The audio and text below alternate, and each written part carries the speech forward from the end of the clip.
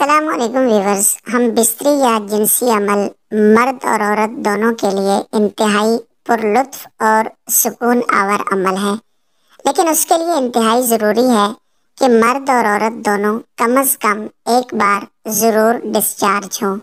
मर्द आम तौर पर डिस्चार्ज हो जाता है, लेकिन औरत के डिस्चार्ज होने को नज़रअंदाज कर देता है।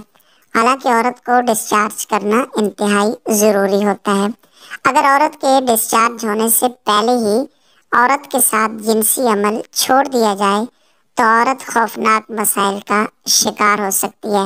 वो तलाक का मुतालबा भी कर सकती है और खुदा न खास्ता गुमराह होकर बदकिरदारी के रास्ते पर भी चल सकती है। नफ्सियाती मसाइल अलग दरपेश हो सकते हैं। इस वीडियो में औरत के डिस्चार्ज होने की अलामतें जिक्र करूंगा।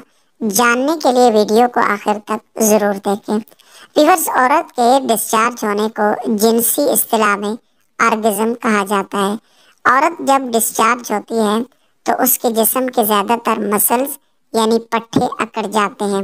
खुसूसन औरत की टांगें अकड़ जाती हैं, जिस्म कांपने लगता है, दिल की धड़कन और सांस तेज हो जाती है और वो गहरे सांस लेती है।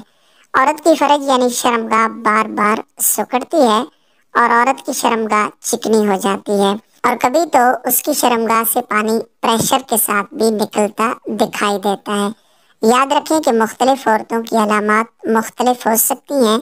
बाज़ औरतें तो ये सब कुछ नहीं करती, हत्ता कि उनको खुद भी डिस्चार्ज होने का पता नहीं चलता।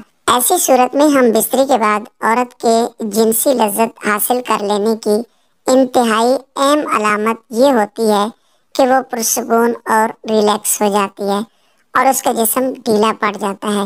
इस तरह की मज़ीद इंफॉर्मेटिव वीडियोज़ के लिए इस चैनल को सब्सक्राइब कर लें। बहुत शुक्रिया।